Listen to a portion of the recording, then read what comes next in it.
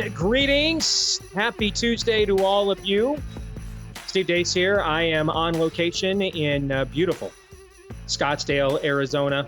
Had an opportunity to take a nice walk this morning, man. Saw the sun, kinda. Man, it's overcast, but it's nice out.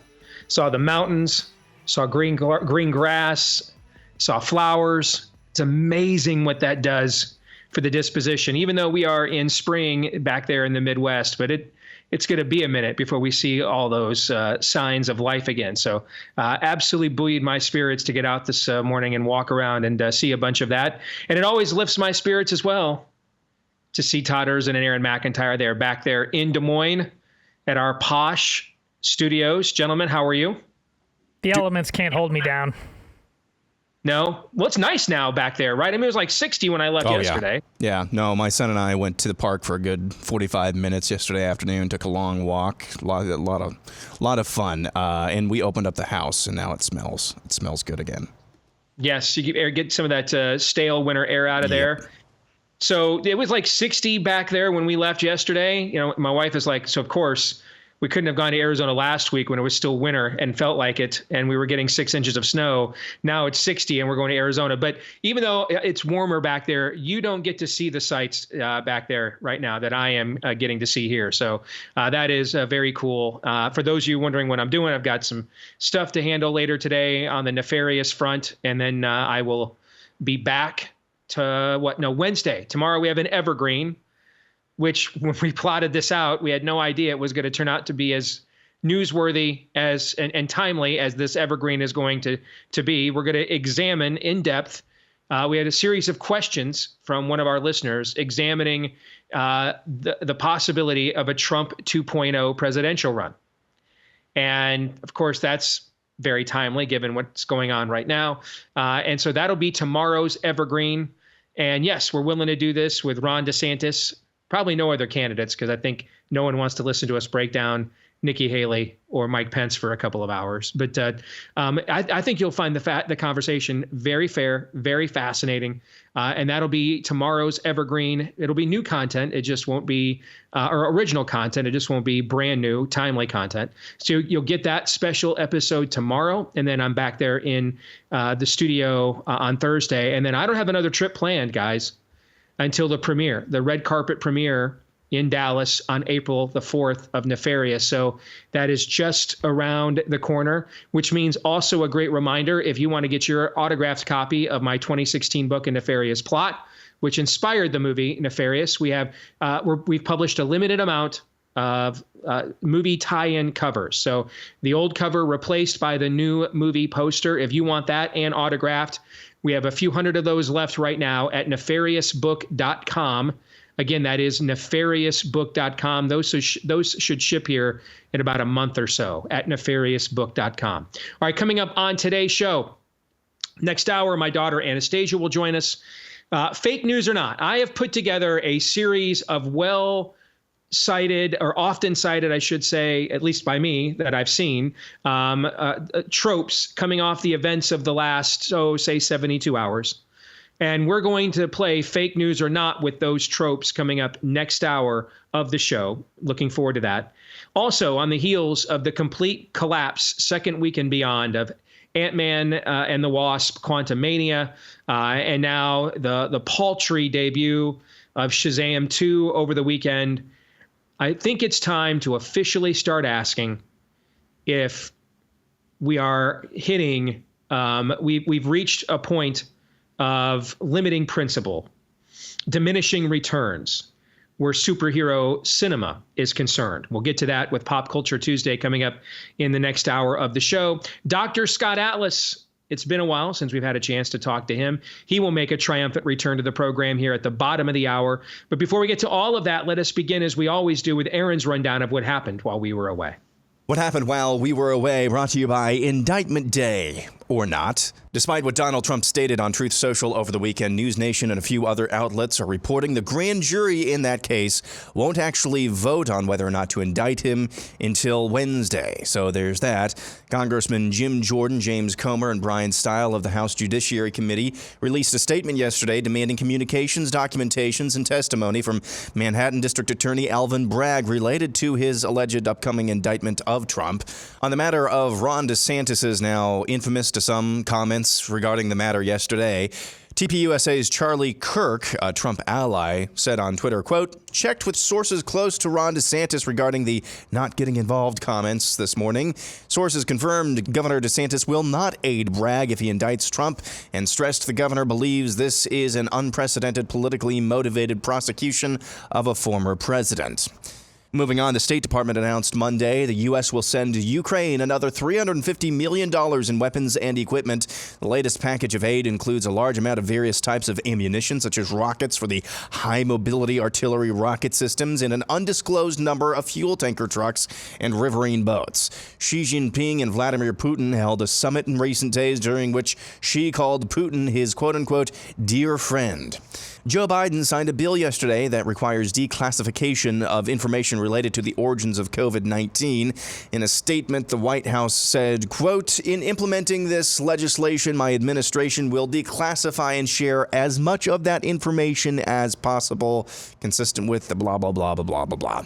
Back to Florida, Ron DeSantis called for legislation to ban a central bank digital currency in his state. Given the risks associated with a federally sanctioned centralized bank of digital currency, today I'm here to call on the legislature to pass legislation to expressly forbid the use of CBDC as money within Florida's Uniform Commercial Code. Given the continued increase in Chinese influence in worldwide affairs and increase in plans to adopt CBDC worldwide, our legislation also prohibits any CBDC issued by a foreign reserve or government-sanctioned central bank. Gretchen Whitmer joined in the chorus of derision for Ron DeSantis' stance on Ukraine. I am not an expert on geopolitics, but I will say this. I think it's really dangerous when politicians are using language that is coming out of the Kremlin. There's no question that calling it a territorial dispute is to undermine and downplay the Russian invasion, the illegal Russian invasion of Ukraine. And a state that has such a robust Ukrainian population, it is offensive, maddening, and I think it's really dangerous. Meanwhile, at the southern border, multiple videos have surfaced in recent days showing Chinese nationals being detained by Border Patrol agents. Apparently, the cartels are engaging in some very lucrative human smuggling operations thanks to these Chinese. And now here's more from that PBS show that followed Anthony Fauci and Washington, D.C. Mayor Muriel Bowser around the hood, trying to cajole black folks into getting the COVID jab. You guys doing what vaccine? I'm not having anybody yet. I'm waiting for them to be able to. Oh, you should get it first. Okay, that way you won't give it to them. Oh, I thought I would give it to them if I get it. No, not at all. In fact, we got to get you vaccinated so that if you were to get infected, you could pass it on to them. So you're actually protecting your family by getting them vaccinated. What are we going to do about those other states? Oh, my God. They're going to keep the outbreak smoldering in the country. It's so crazy. I mean, they're not doing it because they say they don't want to do it. They're Republicans. They don't like to be told what to do. Right. And we got to break that. So the name of the show this aired on last week on PBS is called, and I kid you not, American Masters. The footage is actually from June of 2021. Last week, while we were out and on the 3-year anniversary of 15 Days to Flatten the Country, Florida Surgeon General Joe Ladapo spoke about the COVID jabs. These vaccines have a terrible safety profile. At this point in the pandemic, I'm not sure anyone should be taking them. And we have, unfortunately, a CDC and FDA who the most consistent thing they've done is deny the truth. There was a study published a few weeks ago in a journal called Lancet, a journal that's well known, I should say. And what did these authors show? They showed that after 7 months, the protection for infection, right? It started, around 70%, down. At 7 months, it hops onto the other side of the axis. What does that mean, folks? It literally means that the people who received that vaccine were more likely to contract COVID-19 after 7 months than the people who did not. That is a fact. Has the CDC or FDA ever said a word about that? And finally, this from the Babylon Bee. Law enforcement desperately searching for handcuffs big enough to fit Trump's very massive large hands. And that's what happened while we were away. Oh, that's great. That would normally be parody, but remember, he has bragged about those in the past because there's not much he hasn't bragged about in the past. Aaron's Montage brought to you by our friends over at Preborn. We are proud to partner with them. This is an outstanding ministry that understands the key to ending the scourge of ritualistic child sacrifice in America once and for all comes down to truth and love. All right. And they also understand that post-Roe now, this is primarily a street fight. We're fighting hand-to-hand combat here. One mom in crisis at a time, one baby at a time. They have saved over 200,000 babies over the years with one simple method, confrontation. Now, it might not be as provocative as the kind of confrontation that maybe I do, but understand that showing a young mother, a young would-be mother, the heartbeat, letting her listen to the heartbeat of her child is every bit as confrontational. It's just a different temperament, but it's confrontational and it pricks the conscience, which is why about 80% of the time when a mom hears or sees that heartbeat, she can't go through with it. But they also understand that the battle is won that day, but the war is not over. And so the postnatal care that they offer as well, and including counseling, all of it free, provided they get funding from people like us. You can donate now at preborn.com/Steve. That's preborn.com/Steve. Make a tax-deductible donation there, or dial #250 keyword baby on your mobile. #250 keyword baby on your mobile. Coming up later today in the overtime, we're going to go more in depth on that Anthony Fauci video from, as Aaron put it, unbelievably, American Masters. We will get into that later today at blazetv.com/Deace. That's blazetv.com/Deace. That's where you can watch it later today. If you're a Blaze TV subscriber, that's where you can go to become a Blaze TV subscriber at just $10 a month today. blazetv.com/Deace. There's two major things I want to touch on in Aaron's montage today. One of them I want to tackle first because I think it's an issue, given what's going on domestically, though, is not being discussed enough. The meeting between Xi and Putin, the new warmth, the tighter bonds being built there. You know, there's been a lot of talk over the last few years, particularly in the Trump era, about norms. We have to sustain NATO at all costs, which means the U.S. essentially has to continue to defend a bunch of Marxist, neo-Marxist, socialist democracies in Western Europe, who almost all of them were perfectly fine locking down their citizens and poisoning them. That you know, you have to be willing to die for Norway, basically, for some reason, in 2023, because it's, you know, still 1956 or 1978 or 1984. Actually, it is kind of 1984, just not in the way they think.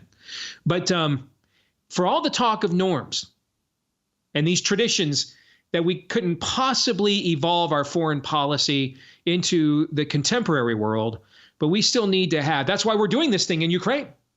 For some odd reason, Russia can't win the war, too weak to win the war, has gone on a full calendar year, and yet if we don't continue to bankrupt our Western economies for Ukraine, he'll rebuild the Soviet Union. I don't know how it's possible both those things are simultaneously true. It doesn't make much sense to me, but you know, what do I know? I'm not insane or a liar.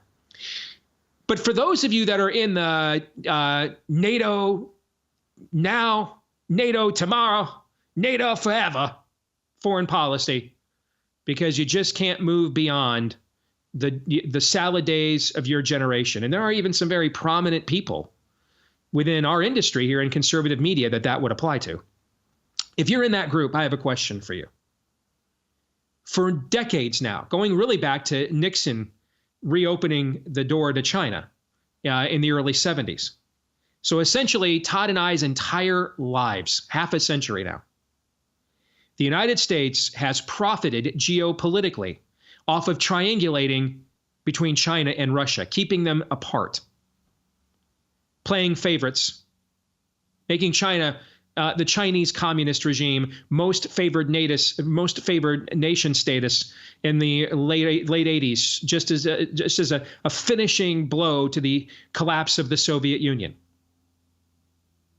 And now, with our actions in Ukraine, we have, again, I thought you cherished norms. I thought you cherished traditions. Now, with our actions in Ukraine, we've made them bosom buddies. Xi and Putin palling around like Lindsey Graham and John McCain back in the day. Ebony and ivory living together in perfect harmony. So if you're keeping score in bed, because don't keep score on a patio or a roof or a deck, you'll jump. Here's what we've accomplished with our foreign policy in Ukraine, in case you were wondering. We either ourselves sabotaged a vital pipeline that our allies needed for energy consumption, or created the environment that someone else would have been incentivized to do it. We have printed even more money to pass on even more inflation to our own citizens. And now we have ended a successful 50-year strategy. We sabotaged. We didn't end it. We sabotaged it. A successful 50-year geopolitical strategy of triangulation between China and Russia. And you are now essentially watching much of the world be divided into 3 camps, each with dominionist notions. And those dominionist notions aren't manifest destiny of exceptionalism and individual liberty. The World Economic Forum, Islamic Jihad, and whatever we want to call the new axis of China and Russia. Essentially, these 3 entities now are vying for the opportunity to enslave you to some degree. Happy Tuesday, everyone. Gentlemen, your thoughts. What am I missing here? This has been a failure on every front, or am I overestimating this? You might be underestimating it. It all depends really on what the hell is going on in Ukraine, that this is all worth it to me. What kind of, like I said, bizarre world, Marvel Universe Wakanda is this? Are we laundering money? We've heard about secret labs there. Sooner or later, you know, I think we have to come to, we talk about a place nobody could even find on a map. Well, that's the way they wanted it for a very long time. Just the mere existence of Donald Trump, just not willing to play the games other people play, for better or for worse, it obviously caused total havoc in that plan. And now here, another reference, Steve, Lost. You know, it turns out you follow that show Lost all the way to the end. It turns out the island is like a cork that keeps, you know, allows reality to march on. Like, again, something fundamental and fundamentally bad has been going on in Ukraine for a while now that absolutely makes this worth it to, you know, the powers that be, the deep state, call it what you will. But that's why I don't think you're overestimating. I think you might be underestimating it. Like this may be the, what are the benign and innocent reasons, Steve, for doing something like this? You saw long say, stop laughing at people, stop saying they're stupid. You're absolutely right about that. So in this case, why would they be doing this? There are no benign or innocent reasons. And all those threats that you mentioned, all those unbalances, all those shifting of they have reasons, Steve. They have reasons, and they have nothing to do with you and I. It has to do with them, their power, their prestige, their wealth, their designs on creating a world where Western civilization goes to die. Those are the roads you got to go down. So I kind of saw this story, and I didn't know what to make of it other than, two people who are not exactly best friends to American interests, whatever the heck those are, whether or not those are good. They're becoming bosom buddies, apparently. You could also see this another way. The thought and kind of framework that I had back in February of last year, trying to figure out what exactly was so important here. What exactly is really going on? And it was basically the West, led by the coalition who loves them, some WEF, World Economic Forum, Klaus Schwab, transhumanism. Basically, a coalition of those people, led by the United States, saying and looking at Vladimir Putin, who believes that he is still sovereign over his country. His country still has sovereign rights as a nation and some sort of manifest destiny as a country. A bunch of them saying, guys, we sold out to globalism a long time ago.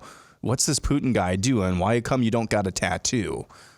Basically, Vladimir Putin is the only leader of a major power on the world stage who has not given himself over. And he's a bad guy. He's a thug, but he has not seemingly given himself over in terms of his country's destiny to some form of nihilism.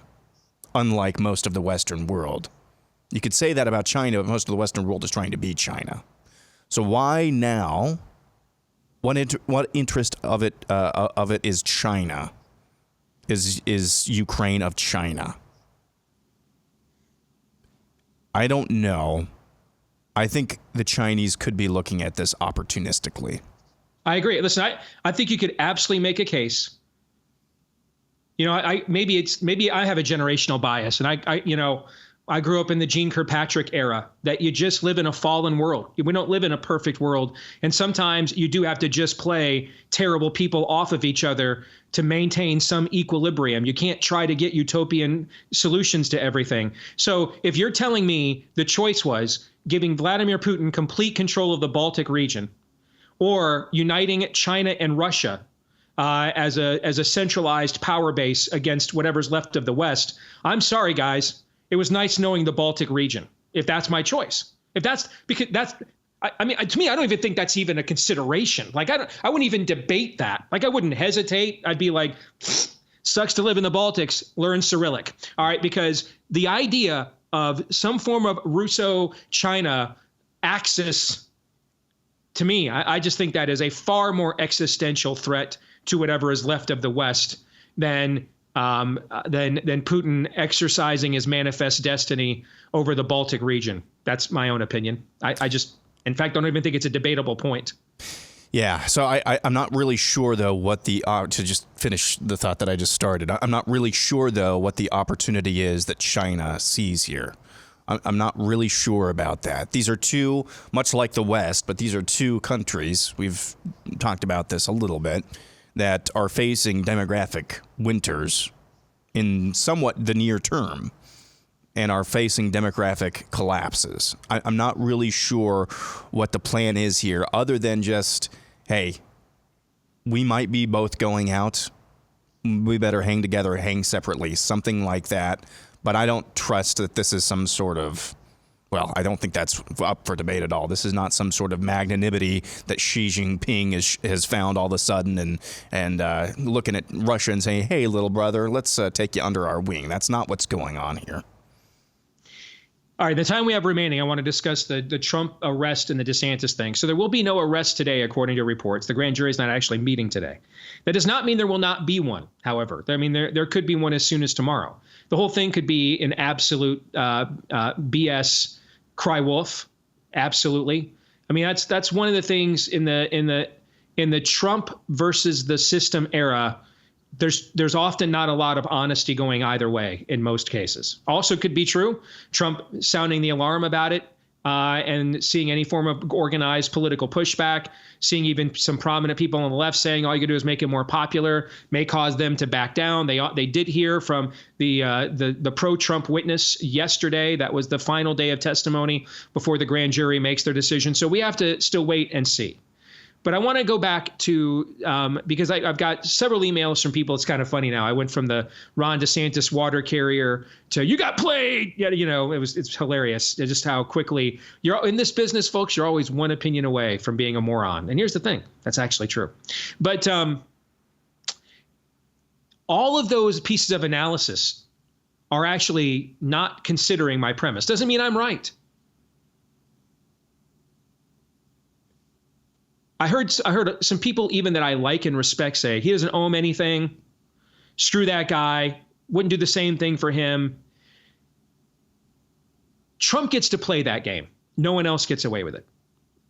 Our people have made their peace with Trump being a POS most of the time. In fact, there's a large group of our people that actually support him because he's won. No one else is permitted to try to out-douche or POS Donald Trump. Can't do it. And if you do, it kills you. We saw this in 2016. If you take the bait and you make it about you versus Trump, you lose every time. This is why I've used the Saul-David analogy. What finally threw Saul into his final rage was to hear the people say, Saul has killed his thousands, but David has slayed his tens of thousands. David did not undermine Saul, conspire against Saul, leave Saul hanging out to dry, kill Saul when he was taking a dump in a cave when he could have. He stayed on mission. David recognized his calling was higher than Saul's. He serves the people. This is about the enemies of Israel versus the people of Israel. Who is the better protector of the realm? You do not beat Trump by sinking to his level, making it personal, either resetting embarrassing things about people's moral failures in their past, or in Trump's case, often just making them up. You don't win. You don't beat him that way. You have to come off the top rope against Trump. You have to show I am a better defender of the realm. And Trump is a resident of the state of Florida. And I don't want to hear the Constitution doesn't let Ron DeSantis do. The Constitution is not how many more times I got to do this show? It's not a suicide pact. It's broken. It's a dead letter. We have to accept it. It's reality. Move on. Okay? Keep wearing your wedding ring. She's on her 7th boyfriend, guys. Not coming back. Okay? She's doing centerfold spreads and amateur orgy scenes on OnlyFans. Move on. It's done. Okay? Stop. Get with the program here. What part of the Constitution says you can have a nakedly partisan prosecution of an ex-president because you don't like him and he might run for president again? Where's that in the Constitution? Thank you. I'll hang up and listen. I want Ron DeSantis to beat Trump because from what I've seen the last 4 years, I think he's a far better character for this era. That yesterday, I don't believe will do it. Because for DeSantis, he wins by taking the high road. I'm a better person. I'm a better leader. You don't win by taking the Trump road. Only Trump wins on that road. None of us figured that out in 2016. That's why he kicked all of our asses. You come off the top rope against Donald Trump. You don't sink to his level. You can't possibly go lower than him. You can't be more shameless than him. You can't gaslight more. You can't be more dishonest. You just can't. It's impossible. You have to come off the top rope. You're David. You're a better warrior. You slay more of the true enemy than Saul does. That's the point of my analysis. And that's the opportunity that was missed yesterday. DeSantis took the bait. He should have said nothing if he was going to say that. He took the bait and played into it's about me and Trump. Frankly, he's lucky that Charlie Kirk, who's about as loyal of a Trump supporter as it gets, has integrity enough to call Ron up and get more clarification on his statement. Because the answer he gave to Charlie Kirk was better than what he said yesterday. That's my point. He has to be David here. You will not out Saul. You won't do it. You've got to be the David. I'm the better warrior. I'm the better leader. I'm the more devastating general. I will pile more body bags of the enemy than Saul will. That's who Ron DeSantis has been for the last 4 years, which is why I'm in on him being president. That's not what I saw yesterday. More in a moment.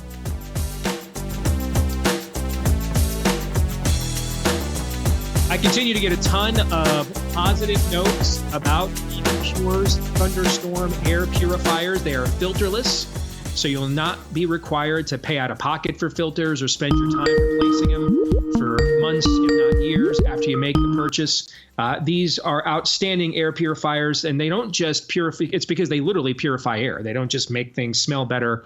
They kill the stuff that's causing the bad smells in your home. And it's called the thunderstorm because that's kind of the purified smell that it leaves, is the smell, that fresh air that you smell right after a thunderstorm. And right now you can get the 3-pack for whole home protection right now. That's 3 units for under $200. That's a fraction of the cost of their competitors on the market, who probably aren't as good anyway, if we're being honest. All right, so put one in every level of your home, put one on a couple levels of your home, then maybe the garage, maybe a couple levels of your home, then maybe your office.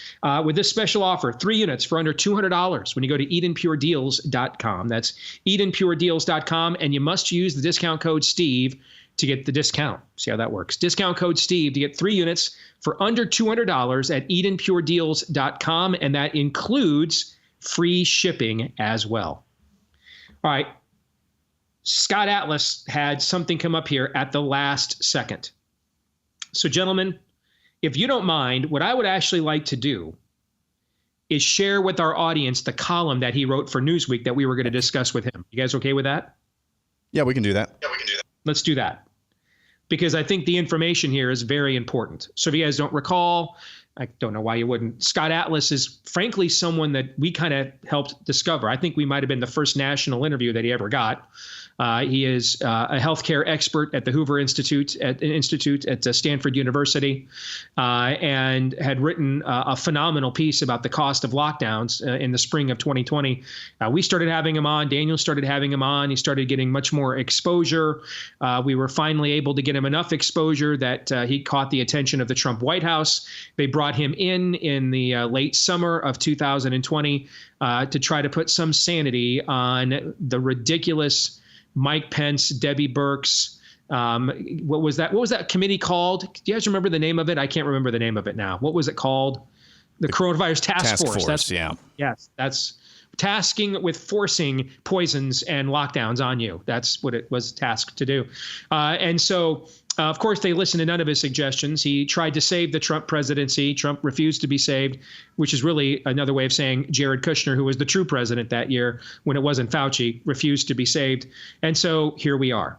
He wrote a book, a pox on our house. And it is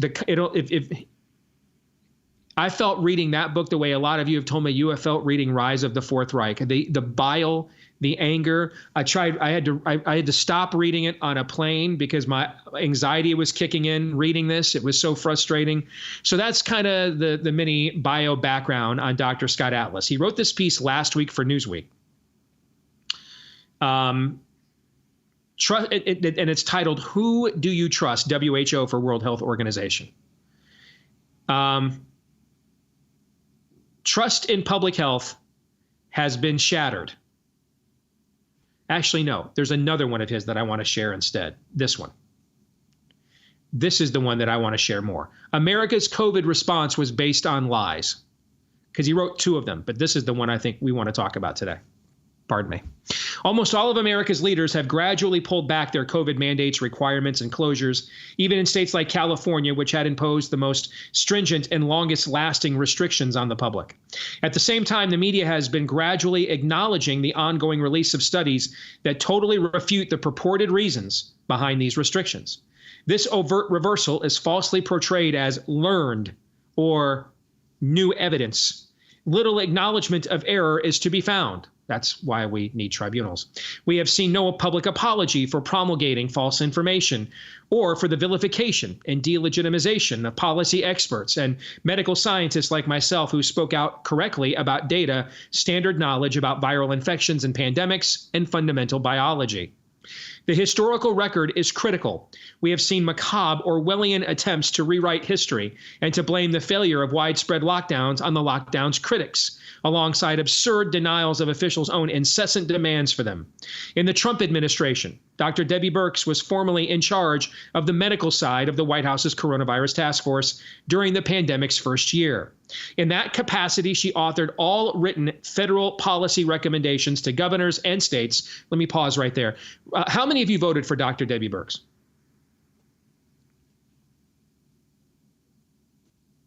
No? None of you did. It's funny. We lose our damn minds when Democrats do this. Non-elected officials, non-government agencies, non-government organizations making policies. Here was the Republican administration doing it. Nobody voted for her. Nobody. Nobody voted for her. And yet, she is the author of all written, according to Dr. Scott Atlas, all written federal policy recommendations to governors and states, and personally advised each state's public health officials during official visits, often with Vice President Mike Pence, who oversaw the entire task force. So again, some of you are gaslighting yourselves. Trump didn't want to do these lockdowns, wasn't for them. This was his White House. He even tweeted out at the time, "I'm the one telling people to lock down." Upon the inauguration of President Joe Biden, Dr. Anthony Fauci became chief medical advisor and ran the Biden pandemic response. We must acknowledge the abject failure of the Birx-Fauci policies. They were enacted, but they failed to stop the dying, failed to stop the infection from spreading, and inflicted massive damage and destruction, particularly on lower-income families and on America's children. On the other hand, they had a wonderful singing voice. More than 1 million American deaths have been attributed to this virus. Even after draconian measures, including school closures, stoppage of non-COVID medical care, business shutdowns, personal restrictions, and then the continuation of many restrictions and mandates in the presence of a vaccine, there was an undeniable failure over 2 presidential administrations to stop cases from rapidly escalating. Numerous experts, including John Ioannidis, that's of Stanford, David Katz of Yale, podunk JUCOs that we could all get into, and myself, Atlas speaking of himself, called for targeted protection, a safer alternative to widespread lockdowns in national media beginning in March of 2020. That proposal was rejected. History's biggest public health policy failure came at the hands of those who recommended the lockdowns and those who implemented them, not those who advised otherwise. The tragic failure of reckless, unprecedented lockdowns that were contrary to established pandemic science and the added massive harms of those policies on children, the elderly, and lower-income families are indisputable and well documented in numerous studies. This was the biggest and most tragic and most unethical breakdown of public health leadership in modern history. Is that all? It just blows my mind that there is a not insignificant portion of this audience and the audiences of every show in this industry who just want to say, let's run it back with the guy that made all these mistakes. Listen, man, if it's down to the guy that ended Roe v. Wade and got Saudi Arabia and Israel to talk to each other and the dementia-rattled demonic construct, I'm going to be one of Trump's 2,000 mules myself. I'll be on camera like stuffing ballot boxes myself. All right. Guys, are we having that election today? Is that election today? No. Is it in the next 4, 5, 6, 7, 8, 9, 10 months? No. No. Do we have somebody in office that didn't make all these, or we have someone challenging Trump that didn't make all these mistakes? So we can have a real reckoning and a hearing about this? Yes. Yeah. So let's take full advantage of it. Maybe it's not good for business, which is why a lot of my peers won't do it. But I'm going to. In a democracy, back to Atlas. Indeed, in any ethical and free society, the truth is essential. The American people need to hear the truth, the facts free from the political distortions, misrepresentations, and censorship. The first step, for whatever reason, that just closed out on me. The first step, I'm getting there. The first step is to clearly state the harsh truth in the starkest possible terms. Well, now you're speaking my love language. Lies were told. Those lies harmed the public. Those lies were directly contrary to the evidence, to decades of knowledge on viral pandemics, and to long-established fundamental biology. Here are the 10 biggest lies known for years to be false. not recently learned or proven to be so, that were promoted by America's public health leaders, elected and unelected officials, and now discredited academics. Number one, SARS-CoV-2 coronavirus, it has a far higher fatality rate than the flu by several orders of magnitude. Not true. Everyone is at significant risk to die from the virus. Not true. No one has any immunological protection because this virus is completely new. Not true. Asymptomatic people are major drivers of the spread. That was the worst canard of the entire thing. That's what started. Everything was that lie right there. Not true. Locking down, closing schools and businesses, confining people to their homes, stopping non-COVID medical care, and eliminating travel will stop or eliminate the virus. Not true. Masks will protect everyone and stop the spread. Not true. The virus is known to be naturally occurring, and claiming it originated in a lab is a conspiracy theory. Not true. Teachers are at especially high risk. Not true. COVID vaccines stop the spread of the infection. Not true. Immune protection only comes from a vaccine. Complete, total bleep and lie. None of us who are so naive as to expect a direct apology from critics at my employer, Stanford, or in government, academic, public health, and the media, but to ensure that this never happens again. Government leaders, power-driven officials, and influential academics and advisors, often harboring conflicts of interest, must be held accountable. Agree. So let's have gallows and tribunals. Personally, I remain highly skeptical, Atlas writes, that any government investigation or commission can avoid politicization. Regardless of their intention, all such government-run inquiries will at least be perceived as politically motivated, and their conclusions will be rejected outright by many. Those investigations must proceed, though, if only to seek the truth, to teach our children that truth matters, and to remember G.K. Chesterton's critical lesson that right is right, even if nobody does it, wrong is wrong, even if everybody is wrong about it. And you had me at hello, first of all, calling for a reckoning. But if we're going to close with Chesterton, now we're just flirting.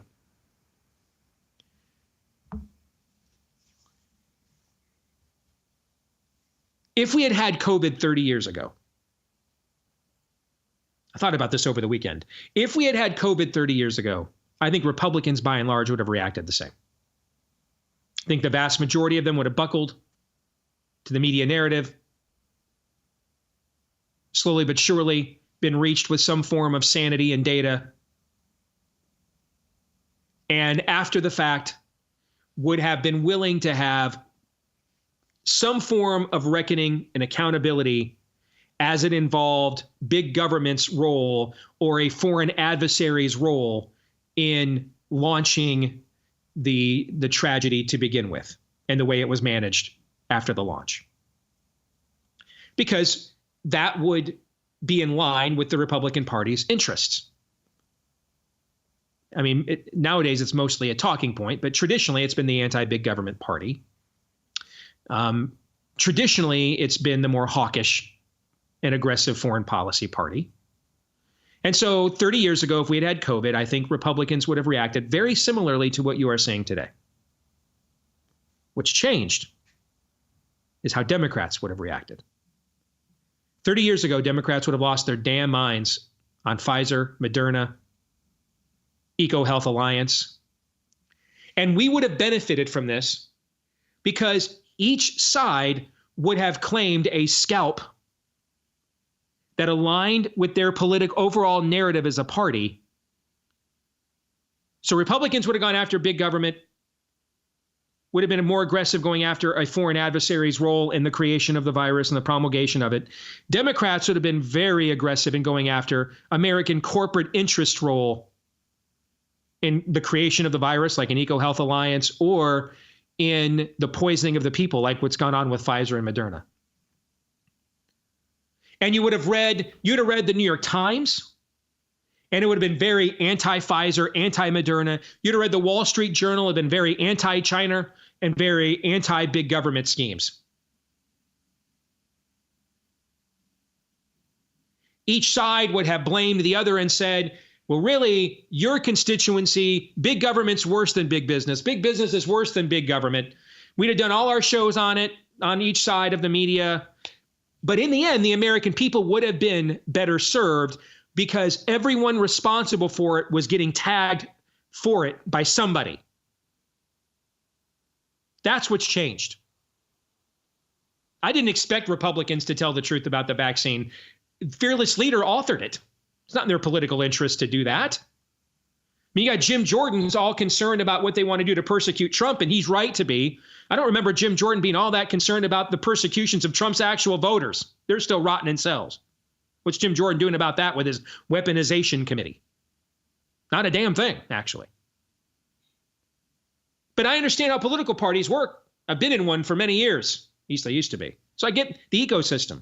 What's changed is how the Democrats operate. They now are for regulatory capture of corporations. They're now for the corporations because the corporations are now for their moral agenda. So they don't want to hold the corporations accountable anymore. And they're perfectly willing to offer you up as a living sacrifice to their God. That's what's changed in the last 30 years. Republicans really aren't that much different. Democrats are a lot different. Gentlemen, your thoughts? Well, while you were reading that, I think you go back even more than 30 years. Steve, nobody knows the movie calendar better than you right now, but I believe even before your movie comes out is Oppenheimer. Yes. No, that's in July. Oh, is it July? So it's even longer. I've just started to see commercials already. And I just would... Back then, you're dealing with two nations in the world, Nazi Germany and Imperial Japan, who were literally on kamikaze missions. And it took seriously men dealing with the fundamental building blocks of the universe, atomic energy. And, what are we going to do? There were serious men in serious time. We just don't have serious men anymore. Another scientific conundrum that we faced, and look at us. We absolutely buckled. So I think your analysis is right about the politics, Democrat and Republican, but this even goes beyond this. Like, what is a football? What is a man? We just are so easily tipped over by basic fundamental challenges of existence that every generation has. That's an us problem.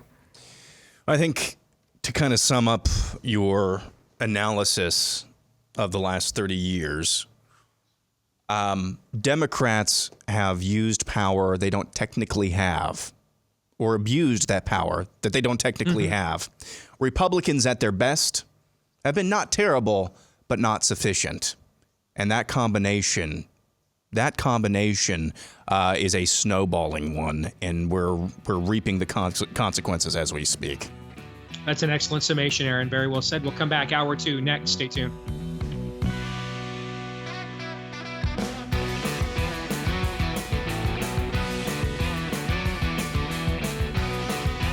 All right, back here with hour 2, live and on demand on Blaze TV, radio, and podcast. Steve Deace here from Scottsdale, Arizona. I'm on location looking out the window of our hotel here and can see cacti, palm trees, mountains, green grass, flowers.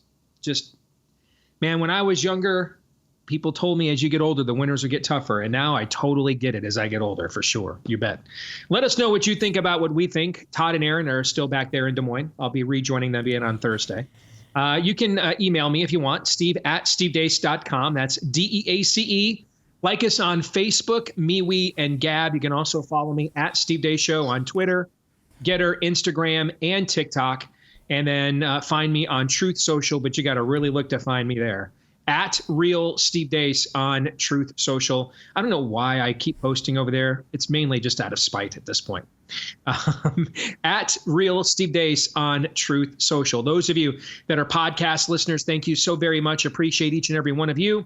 If you would mind, please show your appreciation for us. Leave us a 5-star review if you like the show. Hit subscribe or follow. Thanks to all of you that have been willing to do those things for us already. We appreciate each and every single one of you. We also appreciate our friends over at Constitution Wealth. Be sure to check them out because together they'll work with you to create a financial plan that is based on aligning your values with your portfolio. You can be both a profit and profit, if you know what I'm saying. All right. Go to investwithcw.com/Steve. Invest with CW for Constitution Wealth. Investwithcw.com/Steve. All right, coming up a little bit later on in this hour, or actually in this segment, we had our first real head-to-head clash, I guess, even though DeSantis is still a ways from being a declared candidate. But we had our first real head-to-head clash of the Trump and DeSantis factions on the right over the last 72 hours. I have hand-selected a series of tropes I have heard from both sides on a frequent basis on social media or in my inbox, frankly. And Todd and Aaron, you are going to decide, are those tropes fake news or not? That's coming up a little bit later on. And then for Pop Culture Tuesday, Shazam 2 died at the box office after a strong opening. Ant-Man 3 withered on the vine. Are we starting to now see the point of diminishing returns when it comes to the superhero genre? We'll discuss that coming up in Pop Culture Tuesday in the next segment. But let's go back to Central Iowa, where my oldest daughter, Anastasia, awaits. Good to see you again, Princess. And look at the chair she is in. Don't get too comfortable. How are you? I'm doing good. I kind of wanted to do the intro to the show because I know it by heart now. Like sometimes Steven will be like, "Do you?" and I'll do the whole intro for him, and he's so impressed. But I didn't want to step on your toes. I'm trying to ease my way in to this chair, so I gotta ease myself. You know there. what? My dad wants to have kids that want to take his place, but know their place at the exact same time. Yes. You know what I'm saying? Yes. So yeah. Yes. All right. So what do you got for us this week? Well, back by popular demand, we have the trivia, and then if you guys get one wrong, the 3 TikToks.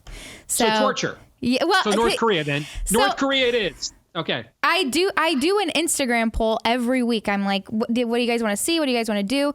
Like, this is by popular demand. And then I was like, do you guys want the TikToks as a punishment? And only 60 people said no, and almost 300 people said yes. One of my favorite Our reporters. audience hates us, guys.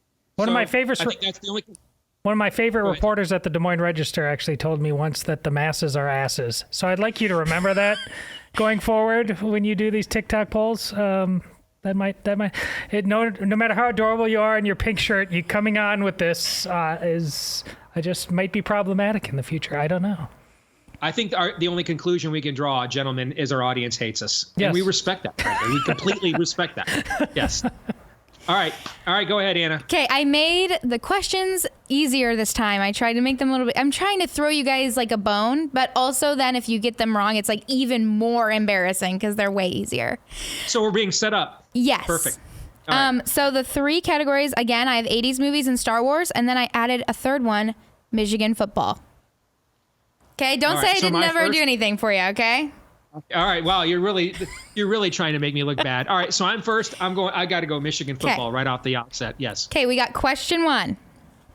Okay? Yep. What U.S. president played for the University of Michigan in 1932 and 1933? Gerald R. Ford of Grand Rapids, Michigan, was a consensus All-American offensive lineman at the University of Michigan. That was too easy. Even I knew that. That is correct. Okay. These next 2 better be teed up. I ain't taking the hit for what's coming after that. I ain't taking it. Okay, Todd, do you want Star Wars? Let's do Wisconsin football. Todd, what's the nickname of the Wisconsin program? Okay, where is the place you grow up? Yes. All right, go ahead, Anna. Star Wars and what? Star Wars, 80s movies, Michigan football. Gosh, what's more unfair to Aaron? I mean, I'm trying to now think of what's. Does he know 80s? We can pick the same category. We don't have to pick a different one. We learned that last. Oh. Yeah. Yeah, that's the mistake that we made. Is we all picked a different category. We didn't realize we could have picked the same one. Yes. I'll go with 80s. Okay, so he just still did it. Okay, again, this should be a pretty easy one. What movie is this quote from? Don't mess with the bull, young man. You'll get the horns. Oh, that's I got to make sure all my Rat Pack things are in order. That's The Breakfast Club. Correct. Nice. See, this is already going so much better. I dumbed him down, and you guys are doing great. Okay. I almost blurted out 16 candles for a second, and I was like, oh, dear God, what have I done? I feel like I'm being set up. I made this so simple, even you morons couldn't get them wrong, and it's going well. Yes. I feel like I'm being set up here. Yes, the pressure's on you now. Yes. All right. Star Wars. Okay. Yeah. What year did the first Star Wars movie come out? Oh, dear God. 1975. That is incorrect. Go ahead and play that first TikTok for us, Aaron. Furries, a fascination or an interest in animals that do human things. It feels liberating. It feels like I am actually expressing myself. I'm being open. I'm very nervous. I'm sweating, but I am just gonna go for it. Yes! Yes! Yes! I was hoping you'd be around! I like this. I like this so much. Me too. What's your persona's name? Oh, cryptic. Cricket? Cryptic. Cryptic, okay. Yeah. Like Cricket mysterious, would be whatever, I yeah. like cryptic. Okay, so did you make this? No, my friend did. Okay. It was roughly $2,500, which crazy good price. That's a good price? I don't know anything about how much no, this that's a stuff crazy costs. good price about that stuff. Okay, Yeah, cool. you're gorgeous. Thank you so much. I really like your eyeliner. Thank you. You did a really good job. Thank you. Your dog is handsome. 77. It was 1977. We know. Just 2 years off. Next, I think the next trivia question should be, what is everybody's persona's name? What is everyone's persona's name? Yes, it was. We're doing another round. Well, you have to get, yeah, we'll go do another round. How about that? How about not?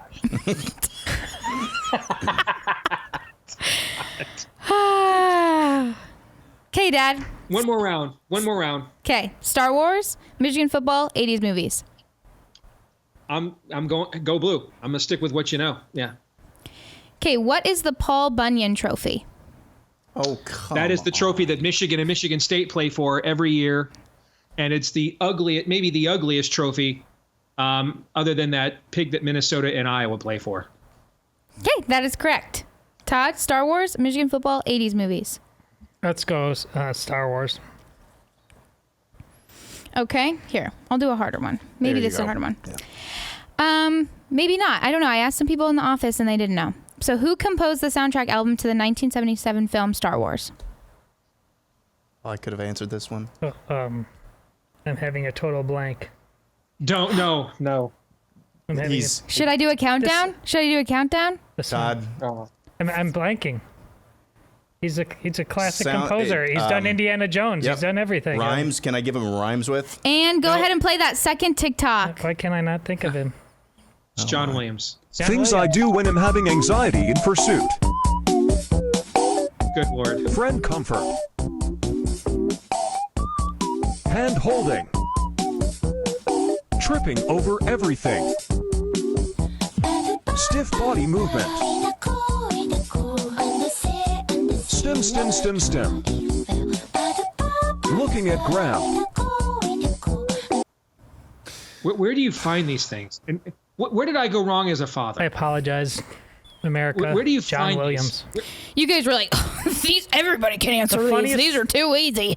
The funniest thing is, like 6 months ago, we're in Liberty, Missouri, heading down to Arkansas, I think, and we pull off and we're gonna get at a normal restaurant we go to, Freddy's down there. And honest to God, we're leaving, coming a furry. But they're not. They're like, it's like a bad Santa furry. It's all grungy and dirty. Like they're not. It's not a clean costume. It's like this guy just got out of the gutter. My 12-year-old daughter she knew exactly what it was. She's aware enough of what goes on in this world now. Saw it and she just looks at me and just shakes her head like, "Crazy world, isn't it, Dad?" And I said, "Yeah, it is, honey." Okay. Are there any more Michigan football? There's one more Michigan football. Okay, I'll take Michigan football. Okay. When was the first Michigan versus Ohio State game? What year? Why am I getting the what year ones? This was not on purpose. I'm sorry. I feel targeted here. 19? Steve, I can see you if you want to blink twice. Dad, do not. 19. Oh. Mm-hmm. Mm-hmm. 19. Oh. Yep. 3? No. Okay, go ahead and play that last TikTok. See, that's actually a good guess, though, because the 100th game was 2003. So that's a pretty good guess. Yeah. Just wasn't right. 1901? Because they didn't play every year, but it's a good guess. What is it? Was it 1901? No. Oh, okay. Homosexuals, do you like lesbians? Stop. No. Do Oh my you gosh. like transgender peeps? If so, let's all be friends. Friends. Let's be super gay friends. Let's force the whole world to be gay. They're just like you and me.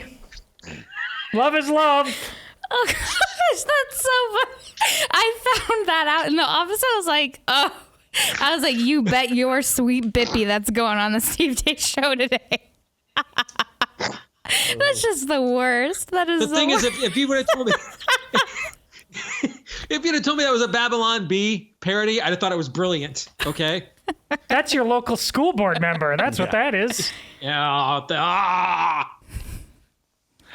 Thank you, Anna.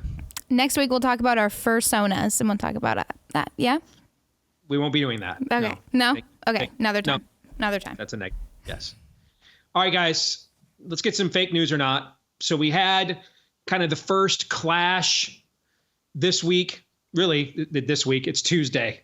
So like yesterday, all right, the last 72 hours of the Trump DeSantis factions with the news of that Trump broke himself and I'm going to be arrested today, which isn't going to happen. It may happen tomorrow, though. We'll see. And DeSantis is not quick enough for the Trump group's demands reaction on top of then the reaction that he did give yesterday, et cetera. I have 8 tropes here that I have seen often repeated in reaction to the last 72 hours of events. And they're from both sides. Okay. So I thought I'd go through these one by one and you guys decide if they're fake news or not. You ready to go?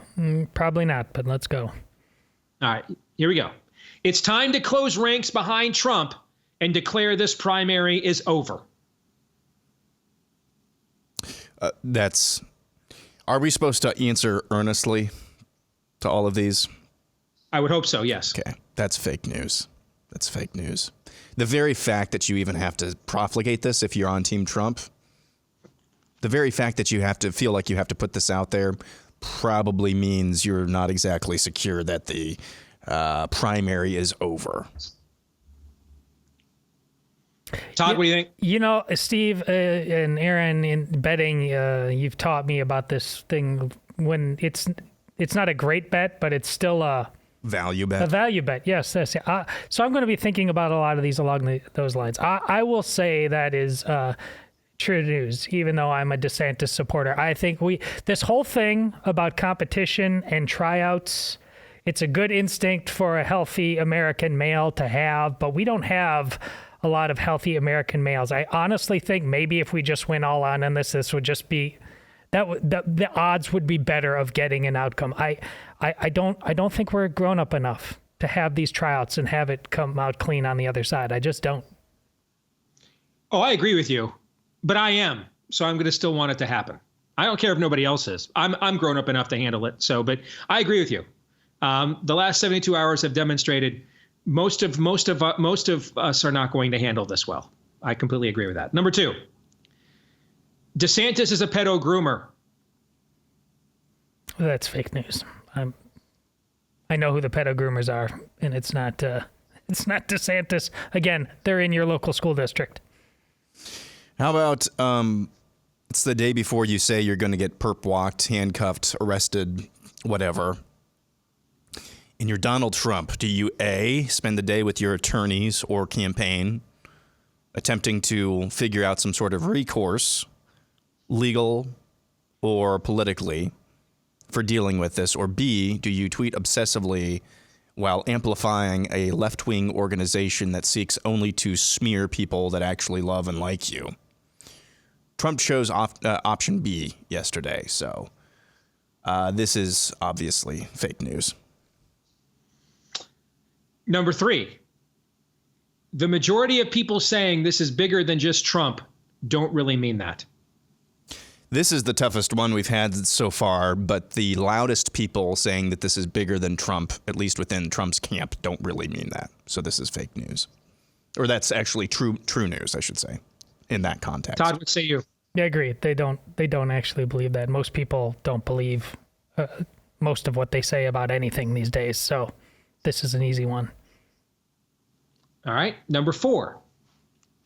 Trump is hoping to be arrested, and this is all a cynical fundraising / campaign ploy to take advantage of his base and or amplify disappointing fundraising numbers heading into a reporting deadline. That's, according to value bet rules that you guys have taught me, that's absolutely true news. So part of that is true news, part of it is fake news. I'm going to say fake because I don't think this is all a cynical play. I think there is a very good chance that he gets indicted.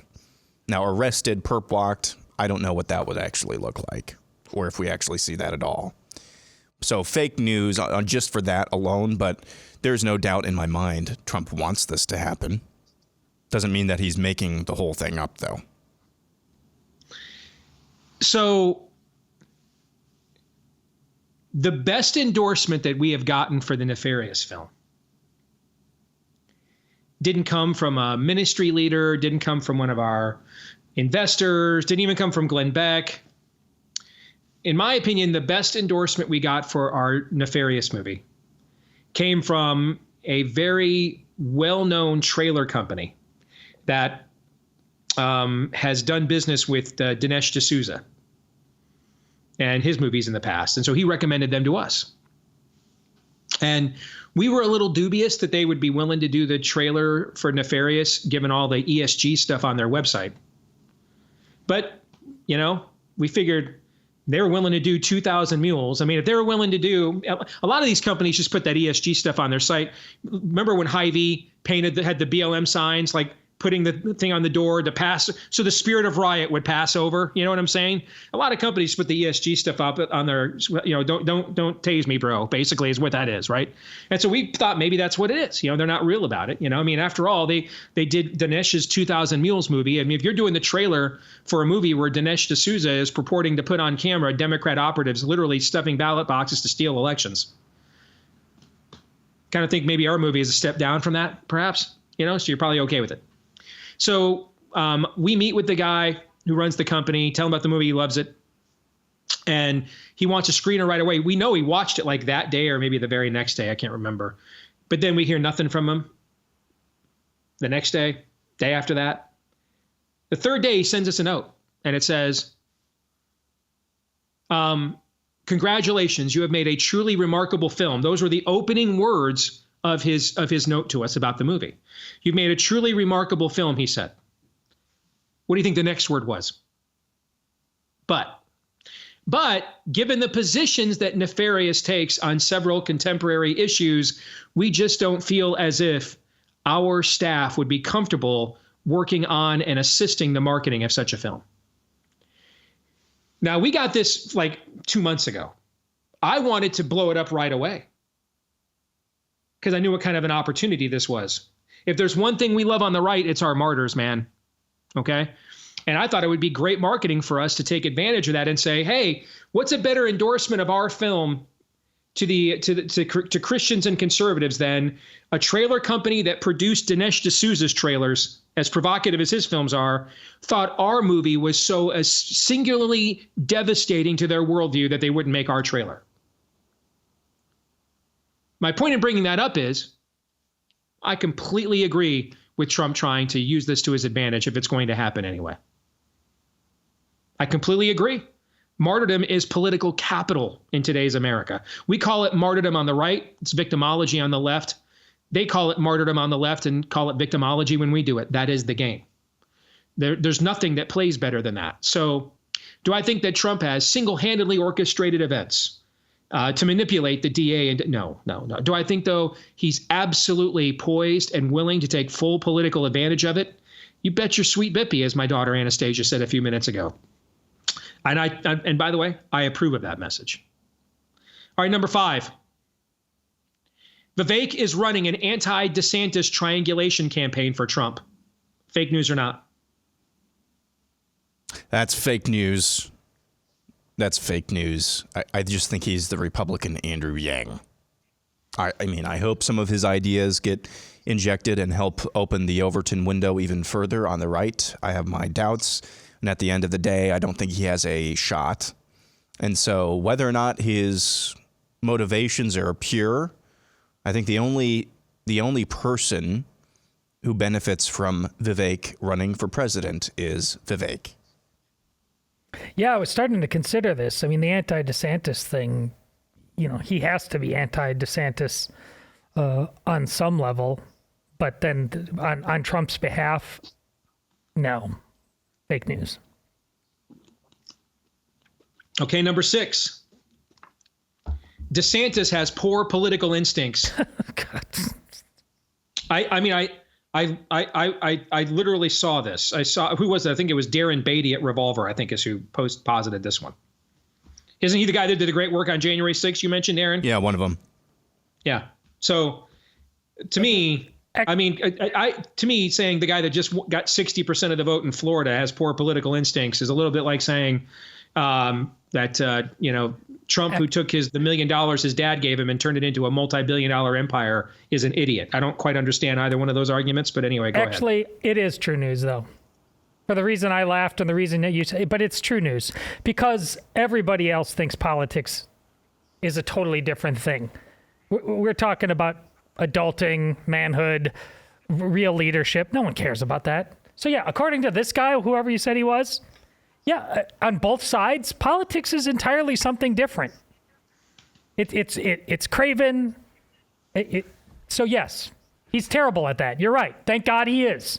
It's why we actually want to consider him. But what most people view as political instincts, utterly selling out, shamelessness, all that stuff, you're absolutely right.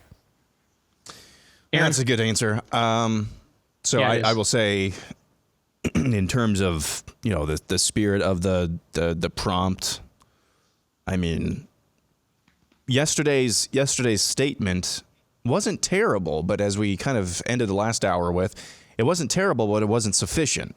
It was actually good. It just wasn't good enough. So that was one instance where he, didn't tear down the high places, if you will. Otherwise, basically, dude just wakes up and loves the smell of napalm in the morning, and that's kind of the way that he's gone. So, in terms of the political instincts that I want, yeah, he has great political instincts. So, fake news. 2 more. Number 7.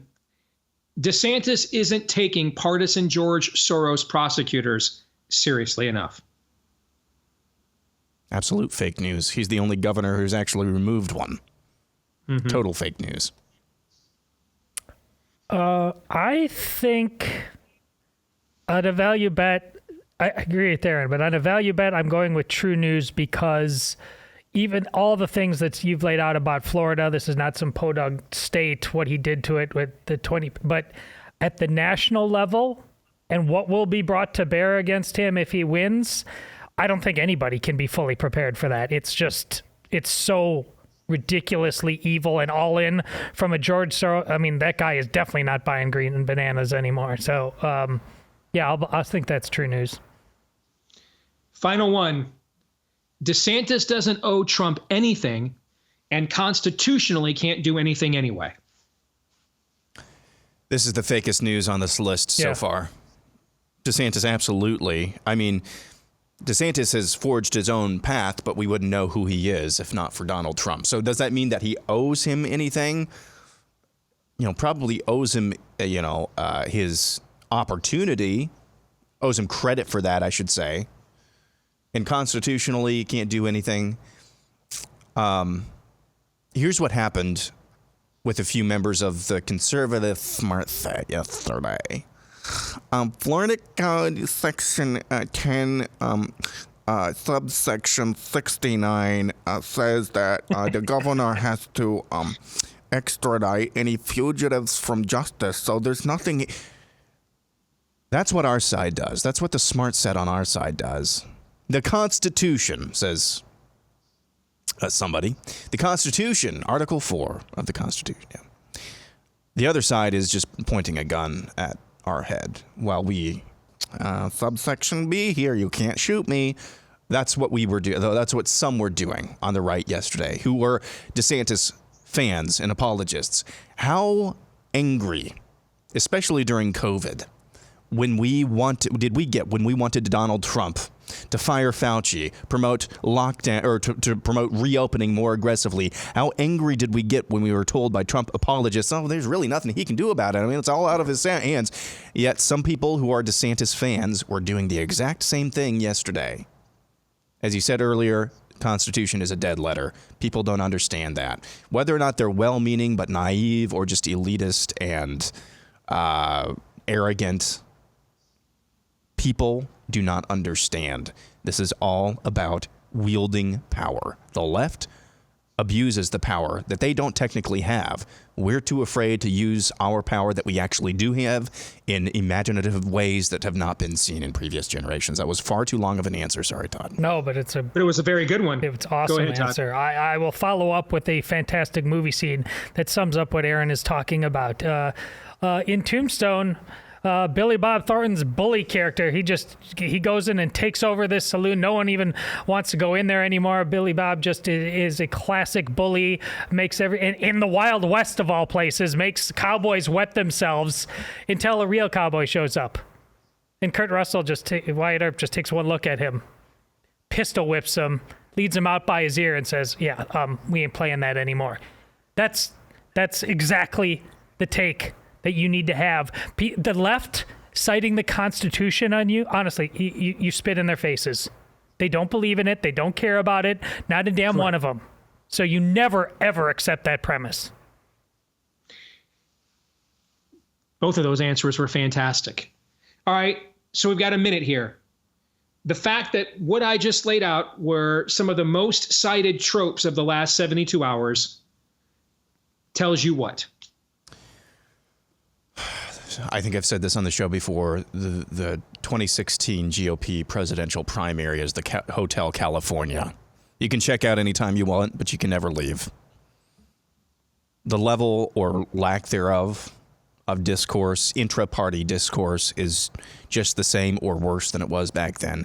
Thank goodness, part of the growing pains or devolving pains that we experienced back then is that the Overton window is much, much larger, even just on the right, than it ever has been before. But the level of discourse is just annoying at best. So far, tryouts are making us want to just cancel the season because it's been our team is terrible. First week of spring, I know we got. Shut it down. Yep. Love it. All right, we'll come back. Pop Culture Tuesdays next.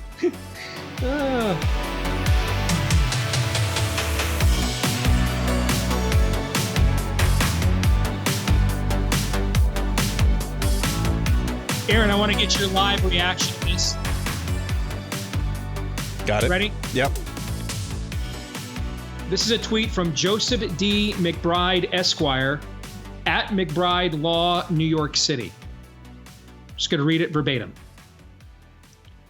President Trump will be arrested during Lent, a time of suffering and purification for the followers of Jesus Christ. As Christ was crucified and then rose again on the third day, so too will Donald Trump. Violence is never the answer. Winning the election is. Vote for Trump. Jesus loves Donald Trump. Jesus died for Donald Trump. Jesus lives inside Donald Trump. Deal with it. 1,275 retweets, 2,260 quotes, 4,444 likes, 3.8 million views. I'm choosing to believe that that's parody. Joseph D. McBride, Esquire. Let me look him up real quick.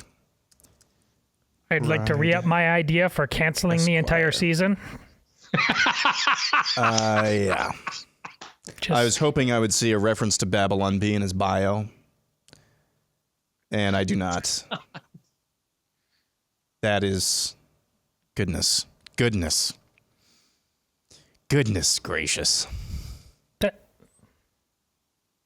I'm actually reconsidering my previous position, and I'm also now I'm at least open to the idea of going ahead and let's just canceling it. I'm open to it now. I've changed my mind. I've opened my mind to the possibility we should just end this now, just in the last 10 minutes since I've seen this.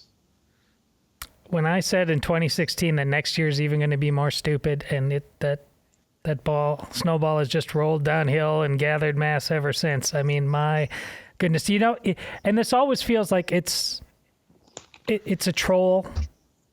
Like we are part of an experiment. Like that it's not real, but it's also the most real thing there is. Like this guy, like he's just throwing chum out in the water. You're like, hey guys, watch the stupid. I mean, what are you more worried? Because here's the thing: that can be manipulated. But I suppose all those likes and things that you talked about, Steve, could also just be a flat out lie. I'm far more worried though that that's the truth. Not that one guy said something ridiculous like that, whether he meant it or not. It's that, how is that just not like drifting off into the ether because how many, I don't know what to do with that. All of our pontificating just doesn't matter if that's real, if the response to it is real. 2018's theme, at least as far as Todd was concerned, was whoever's dumbest last loses. Here's what I put forward as a theme of 2023. Along those lines, just dumb, dumb, dumb, dumb, dumb, dumb, dumb, dumb, dumb, dumb, dumb. That's the theme of this year so far. Do you guys mind if we punt on Pop Culture Tuesday and continue this conversation? Because there's a few things I want to say. Are you guys okay with that? We call that audible here on the show? All right. Because we'll probably have another superhero flop to talk about here again soon, the way that this is going. So, okay. One of the things, and I talked about it on the show at the time. One of the things that most troubled me,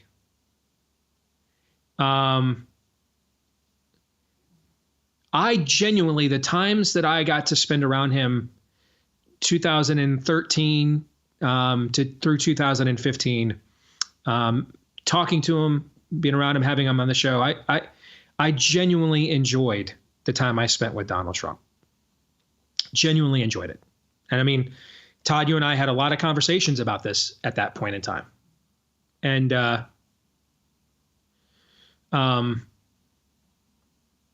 I was, for those of you that are new to the show, very tempted to get on the ground floor and sign up with him. And then decided against it for reasons I've talked about in the past.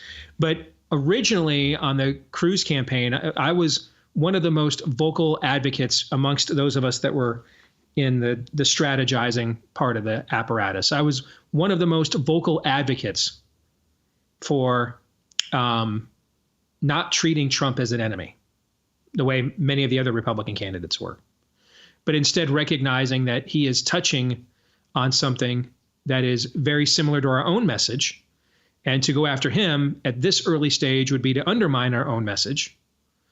Obviously, eventually you'll have to confront him to defeat him. But right now, he's clearing the field. So let's take advantage of that. And then we got to the end. And by the end, I was one of the most vocal critics of Trump. The reason why that transformation happened. Remember the event he did in Iowa where he accused Ben Carson of lying about his life story and something with his mom? It was just revolting. You guys remember this, though? I don't even remember what it was. It was just beyond revolting. Okay. And you started seeing these kinds of outbursts. And I was saying on the show at the time, I just never saw that guy. I saw a guy who was, very wickedly smart, very thoughtful, related very well with people, including, even more importantly, just regular folks, And you do still see that at times. But this sort of persona of will douche for food, will douche on command. I just never saw that. And so I was left wondering, just for me, because again, he had no record. I had no record for him to support. He had done nothing. All he had done is endorsed, when I was on the Gingrich campaign, he endorsed against us for Mitt Romney in 2012. And before that, I mean, the guy donated to Al Sharpton and Planned Parenthood. So there was no record. And so as the campaign went on, campaigns don't create character. They don't instill it. They reveal it. As the campaign went on, more of these antics became more prominent, and much less of the guy that I thought was a very likable and thoughtful celebrity. You saw a lot less than that. And so I didn't know, I think I even said this on the show at the time. I mean, which one is real? Maybe they both are. I don't know him well enough to know. But, I was kind of wondering, was I just kind of given a show because they thought they needed me in Iowa? I don't know. And they knew that the other act, they'd done their work and knew that stuff just wouldn't impress me at all. And this would. I don't know. And people are complex and can be lots of different things at different times. Human nature is not a math formula. We're complex creatures. So maybe both are true. But I have become convinced in the last few weeks that maybe I now know the answer to this. That in the end, art of the deal, as I've said for many years, is the worldview here. And he just can't help but he is a salesman by nature. And the reality is the market, even on the right, the side that's more moral, more critical thinking, less godless, even on the right, the market for thoughtful analysis and consideration of the seriousness of our problems just wasn't nearly as abundant and plentiful as the one for the performance. That he is simply reflecting the aspects of his persona, right? It's a little bit like if I were running as a candidate, and if I went on my buddy Tom Woods, the great libertarian Ron Paul thinker, if I went on his podcast, I'm not giving you a different person. I'm sharing my beliefs, but I'm going to share the beliefs that more align with his audience, right? Sure. If I go to a pro-life event, I'm not going to go there and talk about my thoughts on the fair tax. I'm going to project back to them the areas where I know we agree and they want me to discuss. You guys know where I'm going with this? Okay. Yeah. I just think we demonstrated to him that this is what we wanted. And he is giving us the show that we want. And remember, when I was around, it was very early on in the campaign where he was having events where he was having very thoughtful conversations about China and geopolitics and trade policy. I mean, I found it intellectually fascinating. Didn't resonate. We're going to build a wall, kick out the rapists and druggies, and Mexico's going to pay for it. Yeah. Okay. In the end, I think he's actually selling us the product that we want. We want this. We want, just like the people clamored for a king. And it wasn't that it was wrong to ask for a king. God was eventually always had a plan to send them one, a Messiah, a King of Kings. It's not the asking of the king itself that was wrong. It was the denial of the kingship of God in their direct theocracy. That's why God says to Samuel, the last judge, the people didn't turn that they asked this of. The people didn't turn on you, Samuel. They turned on me. Similar to what Jesus says, who's God, to Paul. Why have you forsaken me? Not my people, me. And I think that this is really what a lot of our people want. I think this is even what a lot of the church crowd wants. The show, the demonstration. I'm here for the feeding of the 5,000. I'm here for the tricks, for the supernatural act. I'm not here for the prophetic teaching. I'm not here for the discipleship. And I just think in the end, maybe it's as simple as he's just selling the product. And any salesman works on a reward-based system. It's an incentivization position. There's no point talking to you about something involving what I'm trying to sell you if the point of entry doesn't interest you. So let me see if I can find another one, something else that piques your interest. All right, that's what you're looking for? All right, so you guys really don't want someone who has done geopolitical finance at an elite level with almost every world leader of consequence, knows where all the bodies are buried and how the system works. You guys don't want that? Okay, you guys want a provocateur. You want a human vat of kerosene. I can be that too. Okay, I'll give you what you want. I think he's simply reflecting back to us what we want. Who raises more money? Paula White and Benny Hinn or John MacArthur?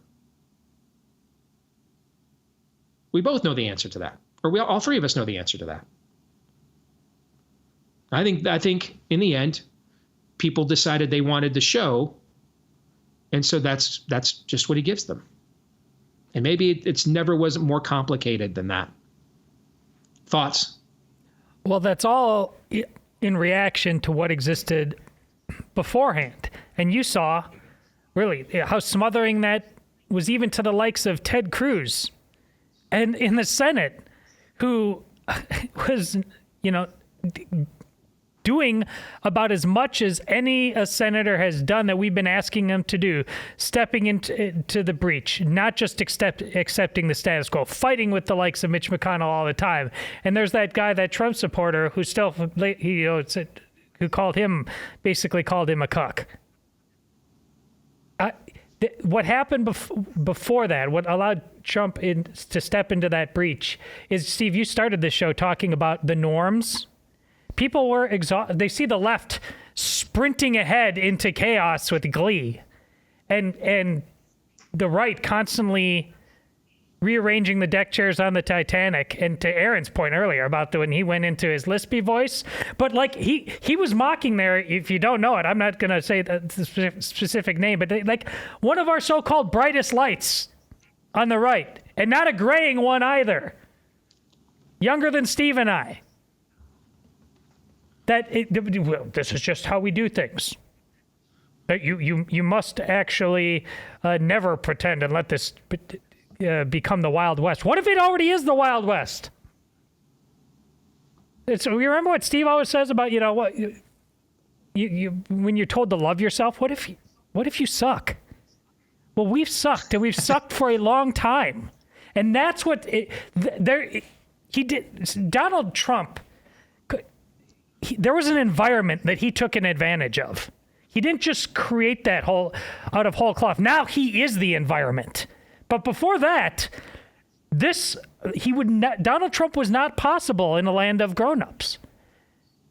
But the cynical this version of Trump wasn't possible. Right. The one that I was around years ago was. Yeah. Which begs a question then. Is Ron DeSantis possible, or someone like him? That right? That's the obvious question, right? And the problem we're in here is the guy that probably that the majority of the country is more likely to react and respond to is going to run into an issue where perhaps a majority of his own base doesn't want that substance, just wants the show.